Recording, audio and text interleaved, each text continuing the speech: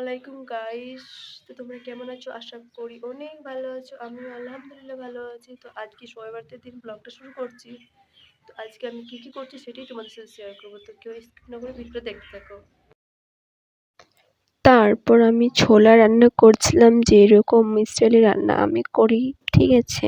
তো এই যে ভালো করে নাড়াচাড়া করছিলাম, যেহেতু অনেকটা জল দিয়েছিলাম, তো জলটা শুকাতে একটু সময় লাগবে। তারপরে যেরকম কষিয়ে এরকম হবে, ঠিক এইরকম হয়েছিল, ঠিক আছে। তারপর যেহেতু আমরা রোজা করছিলাম, তো রোজা করার জন্য, রোজা ইফতারের জন্য পেঁয়াজি, ছোলা, তারপরে কাজু, মরিচ এখানে সব কিছু খেয়ে তারপরে যে রুটি বানানোর জন্য আয়োজন করছিলাম। তো যেহেতু অনেকগুলো রুটি বানাচ্ছিলাম, তো একটু আগেই বানানোর চেষ্টা করছিলাম। সবগুলোই অনেক ফুল ছিল। তারপরে আমরা এই যে মোমবাতি জ্বালানো হচ্ছিল আমাদের বাড়িতে। তারপরে যে আমি মাংস রান্না করছিলাম, যে আগে বাটা বিষয়টা একটু কষিয়ে তারপরে ওখানে মাংসটা দিয়েছিলাম, ঠিক আছে। এই যে অনেকক্ষণ ধরে কষিয়ে তারপরে মাংসটা দেওয়া হয়েছিল। তো ভালো করে মিক্স করে মাংসটা, মানে ভালো করে মিক্স করতে হবে আর কি, জল দিতে হবে না, তাহলে ভালো টেস্ট হয়, মানে একটু ভাল লাগে খেতে আর কি। তো আমি অনেকক্ষণ ধরে মানে মিক্স করছিলাম। তারপর মাংসর কালারটা অনেক ভালো আসছিল আমার, ঠিক আছে।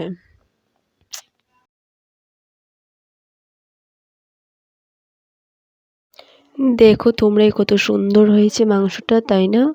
খুব সুন্দর হয়েছে, যেহেতু আমি রান্না করতে ভীষণ ভালোবাসি। তো রাত্রে আমি কী করছি সেটা তোমাদের সাথে শেয়ার করব।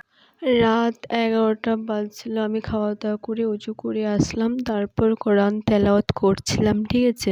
তারপর যেহেতু 1 বছর পর আমি কোরআন তেলাওয়াত করছি, আমার মা অনেক বকছিল আমাকে পড়ার জন্য, তাই আমি উজু করে এসে পড়ছি আর কি, ঠিক আছে। তো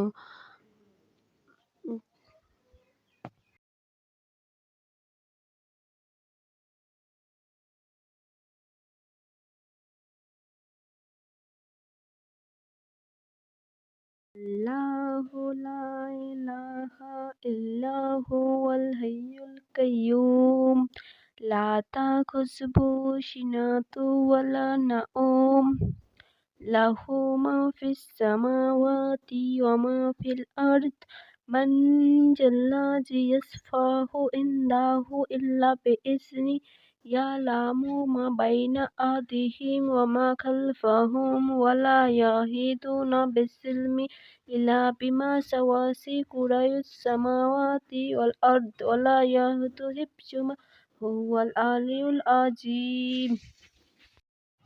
তারপর আমি আয়াতুল কুরসিটা পড়ছিলাম, ঠিক আছে। আয়াতুল কুরসিটা করার পর প্রথম এই যে আমি শবে বরাতের প্রথম রোজা করছিলাম। তো এই ছিল আমার শবে বরাতের